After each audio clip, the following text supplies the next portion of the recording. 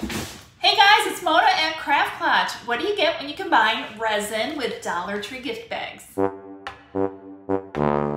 So I went to the Dollar Tree and I bought some gift bags. You can get 2 gift bags for $1.25, and that's a pretty good deal. We're gonna do the Hot Cocoa Snow Couple, and we're gonna do Santa, the reindeer, and Frosty. If you've been around, you might remember this. Years ago, I did a paper bag that was soaked with resin and turned it into a base.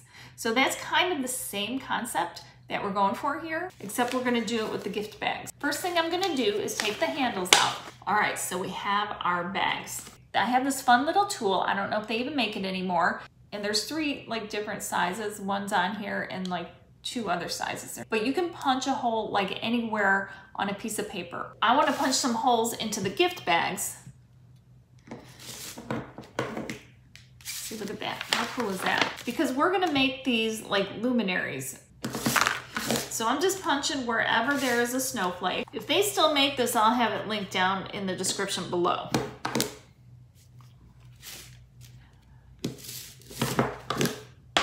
Okay, there are the holes. I'm gonna do the same thing on the other side and on this bag too. I've protected my work surface and I have aluminum foil underneath here, and I put my silicone mats down because my table's pretty cold and I don't want that to prevent my resin from curing. I'm gonna use a foam brush. I'm just gonna start brushing the bags. I just wanna make sure I get resin everywhere. And this resin that I'm using looks a little yellowed, a little ambered. It's been around a while. But I figured for this it really doesn't matter because it's going to be an outdoor project, and if it looks a little vintage, that's okay too. But I hate to see any resin go to waste. All right, I'm going to pour a little bit of the resin right into the bag. And I'm going to just sort of move it around, let it soak in anywhere and everywhere. I want to make sure I get it covered inside and out. And now I'm going to just brush the outside.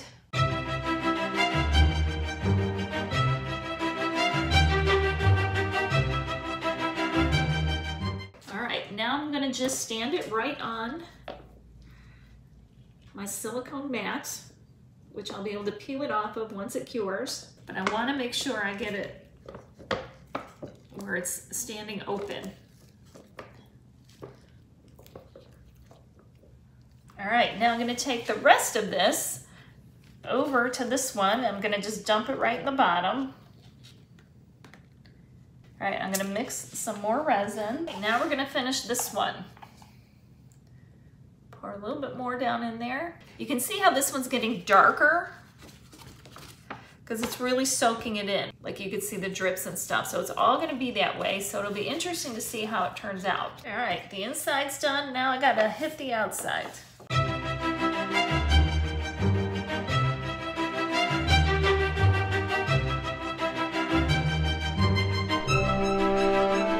So the big question now is, do we pop bubbles or do we leave them? And I really think that this one's for sure is okay. I can see some tiny bubbles on here. And the thing is, we don't want to use a lighter because this is paper. And if we put a lighter up against the paper, we run the risk of just setting the whole thing on fire. And there's just no need for that. So I'm gonna recommend a heat gun. And all I'm gonna do is heat it with the heat gun, and I can see the bubbles popping.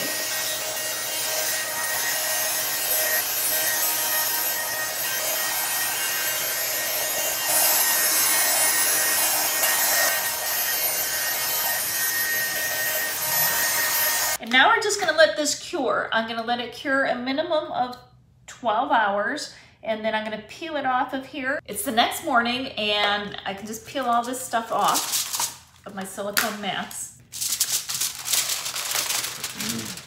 This is not fully cured, but it's cured about, I don't know, 12 hours or so. This resin, I think, cures fully at like 72 hours. But I can peel it off of here now.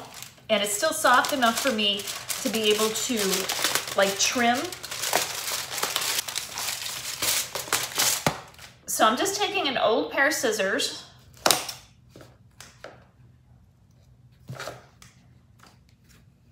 I'm gonna just trim off the excess.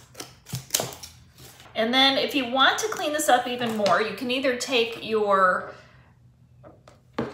your craft knife and give it a trim, or once it hardens, you can take like a rotary tool or a little sanding block, and then you can clean it up that way too. And my two suggestions would be either a battery operated tea light, or it could be a battery operated pillar candle, either or like the twinkle lights, which, you know, a lot of them have different settings. Some are just on all the time and some of them twinkle like that. I'll show you guys what these look like outside when it gets dark.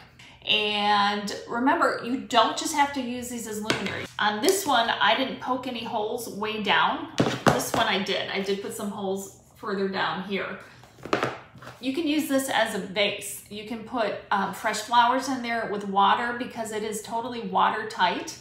I mean, you'll find out if you missed a spot, but really you shouldn't have. As long as you brush the resin everywhere, it should be good. So this one you could fill up to like about here, and that's plenty. So you put a nice bouquet of Christmas flowers in there, and that would be super cute to have on the table. You could do the same with this one, and you just would want to make sure that you didn't poke the holes way down. But you could put fake flowers in here too, or you can light it up and put fake flowers, or you can put a vase in there with fresh flowers and then the twinkle lights. I think it'll look pretty good either way. Be sure to let me know what you think about these down in the comments below. I will definitely see you next time. Remember, life's too short not to shimmer, so grab your glue gun and your glitter. Stay safe. Bye, guys.